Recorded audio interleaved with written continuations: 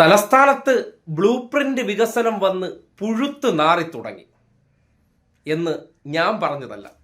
സാക്ഷാൽ മനോരമയിലെ കോർപ്പറേഷൻ പ്രീണനക്കാരനും വെള്ളപൂശലുകാരനുമായിട്ടുള്ള ഒരു main മാപ്രയെ purchase ചെയ്ത് നഗരം സുന്ദര സുരഭിലമെന്ന രീതിയിൽ പദപ്പീര് വാർത്ത കൊടുത്തതിനപ്പുറം മനോരമയുടെ മറ്റൊരു റിപ്പോർട്ടർ തലസ്ഥാനം ഇപ്പോഴനുഭവിക്കുന്ന ദുരവസ്ഥ, പ്രത്യേകിച്ച് മഴക്കാലം പടിവാതിൽക്കൽ എത്തുമ്പോൾ ആമയിഴഞ്ചാൻ തോടിന്റെ അവസ്ഥ എന്താണെന്നും ചാലക്കമ്പോളത്തിന്റെ അവസ്ഥ എന്താണെന്നും തലസ്ഥാനത്തെ കോർപ്പറേഷന്റെ അതിവിശാലമായ കൊതുക് കൃഷി കൊണ്ട് തലസ്ഥാന നഗരത്തിലാകെ ഡെങ്കിപ്പനിയും എലിപ്പനിയും പടർന്നു പിടിച്ചു തുടങ്ങിയെന്ന് ഒരു വേനൽ മഴ കഴിഞ്ഞതോടെ ഗതികെട്ട് മനോരമയുടെ വനിതാ റിപ്പോർട്ടർ ദൃശ്യം സഹിതം നാട്ടുകാരുടെ മുന്നിൽ ആ നാറാത്തത് പുഴുത്ത് നാറിച്ച ബ്ലൂ പ്രിന്റ് വികസനത്തിന്റെ റിയൽ കാഴ്ച കാട്ടിയിട്ടുണ്ട്.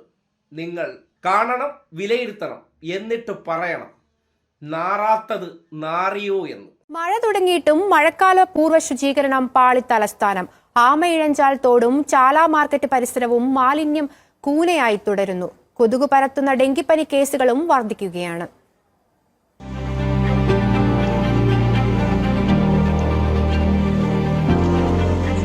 ജോയി മാലിന്യത്തിൽ മുങ്ങി മരിച്ച ആമയിഴഞ്ചാൻ തോട് റെയിൽവേ സ്റ്റേഷൻ ഭാഗം വീണ്ടും പഴയപടിയായി.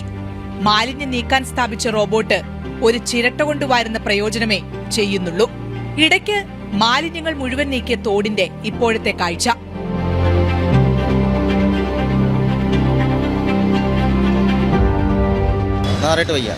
നിങ്ങൾ തന്നെ വന്നപ്പോ അറിയാലോ, സ്മെല്ലടിക്കുന്നില്ല.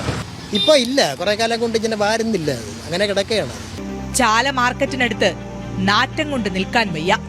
പ്ലാസ്റ്റിക് മാലിന്യങ്ങൾ മുതൽ ഇറച്ചി വേസ്റ്റ് വരെ.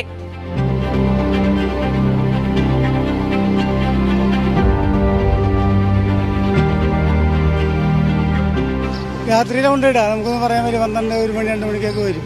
സമയത്ത് മാറ്റി ഇത്ര കുഴപ്പം വരില്ല. ഓടകൾ കോരിയിട്ടില്ല, മരച്ചില്ലകൾ ജീവനെടുക്കാൻ തയ്യാറായി നിൽക്കുന്നു. മാലിന്യക്കൂനയിൽ നിന്ന് തലപൊക്കി നോക്കുന്ന എലികൾ, കൊതുകുകൾ പെരുകുന്നു. ആശുപത്രികളിൽ ഡെങ്കിപ്പനിയും എലിപ്പനിയും ബാധിച്ച് ചികിത്സ തേടുന്നവരുടെ എണ്ണം ഉയരുമ്പോഴും കോർപ്പറേഷനും ആരോഗ്യ വിഭാഗവും ഉറക്കത്തിലാണ്. കണ്ടല്ലോ, ഒരു വർഷത്തിനു മുന്നേ ഇങ്ങനെ ആയിരുന്നു തലസ്ഥാന നഗരം. എവിടെയെങ്കിലും ഒരിടത്ത് ഒരു ശുചീകരണ പ്രവർത്തനം, കുടിവെള്ള പ്രശ്നം രൂക്ഷമായി ആൾക്കാർ വെള്ളം കിട്ടാതെ വിഷ്ണുപാദം പോകുന്ന സാഹചര്യത്തിലേക്ക് കാര്യങ്ങൾ എത്തിയപ്പോൾ അന്ന് വാട്ടർ അതോറിറ്റിയെയും തലസ്ഥാനത്തെ മന്ത്രിയൊക്കെ കുറ്റം പറഞ്ഞ് തടി ഊരിപ്പോകാൻ ശ്രമിച്ച അതേ മേയറും സംഘവും ഈ പുതിയ സാഹചര്യം ഇനിയിപ്പോ ആരെ ആയിരിക്കും കുറ്റം പറയാൻ പോവുക? കാര്യം സർക്കാർ മാറിയിട്ടുണ്ട്. ഇനിയിപ്പോ ഈ മാലിന്യം അത് ഞങ്ങളല്ല, അത് വേണമെങ്കിൽ അടുത്ത തദ്ദേശ മന്ത്രി അധികാരമേറ്റതിന് ശേഷം അദ്ദേഹം കോരേണ്ടതാണെന്ന് ന്യായീകരിക്കുമായിരിക്കും. എന്തായാലും കഴിവുകേട് എന്താണെന്ന് നാട്ടുകാർക്ക് കണ്ണ് തുറന്ന് കാണാം. കണ്ണ് തുറന്ന് കണ്ടാൽ മാത്രം പോരാ, അനുഭവിക്കാൻ കൂടി പോവുകയാണ്. സ്വന്തം കുടുംബത്തിനകത്ത് കഴിവുകേട് പ്രതിഫലിക്കുമ്പോഴാണല്ലോ നിങ്ങൾ ചെയ്തു പോയൊരു പാപത്തിന്റെ ഫലം നിങ്ങൾ തന്നെ അനുഭവിക്കണമെന്ന് പറയേണ്ടി വരുന്നത്. തലസ്ഥാനത്ത് ഡെങ്കിപ്പനിയും എലിപ്പനിയും ഒരു വേനൽ മഴ കഴിഞ്ഞതോടെ പടർന്നു പിടിക്കുന്ന സാഹചര്യത്തിലേക്ക് കാര്യങ്ങൾ എത്തിയിട്ടുണ്ടെങ്കിൽ അത് നഗരവാസികളായിട്ടുള്ള ഓരോരുത്തരുടെ വീട്ടിലേക്ക് കഴിവുകേട് കൊണ്ട് ആ അസുഖങ്ങൾ എത്തിച്ചു തന്ന കോർപ്പറേഷനെ ആദരവോടുകൂടി തന്നെ നിങ്ങൾ സ്മരിക്കേണ്ടതുണ്ട്. എന്തായാലും വരാനുള്ളതൊന്നും വഴി തങ്ങില്ല. ഇനിയിപ്പോ ദൈവത്തിന് പോലും രക്ഷിക്കാൻ പറ്റാത്ത അവസ്ഥയിലേക്ക് തലസ്ഥാനവാസികളുടെ ജീവിതം ചെന്ന് പതിച്ചിരിക്കുന്നു എന്നതാണ് മനോരമ റിപ്പോർട്ടിലൂടെ മനസ്സിലാക്കാൻ കഴിയുന്ന കാര്യം. വരും മാസങ്ങളിൽ തലസ്ഥാനത്തെ ആശുപത്രികളിലെല്ലാം പനിക്കിടക്കകൾ സജ്ജമാക്കേണ്ടത് അത്യാവശ്യമാണ്. ഡെങ്കുപ്പനിയും എലിപ്പനി ഉൾപ്പെടെയുള്ളവ അപകടകരമായ രീതിയിൽ വർദ്ധിക്കുന്നു എന്നുള്ളത് ആ റിപ്പോർട്ടിനെ അടിസ്ഥാനപ്പെടുത്തി മനസ്സിലാക്കാൻ കഴിയുന്നുണ്ട്. ആ സന്ദർഭത്തിലും കോർപ്പറേഷൻ ഭരണസമിതി ഉറക്കത്തിലാണ്.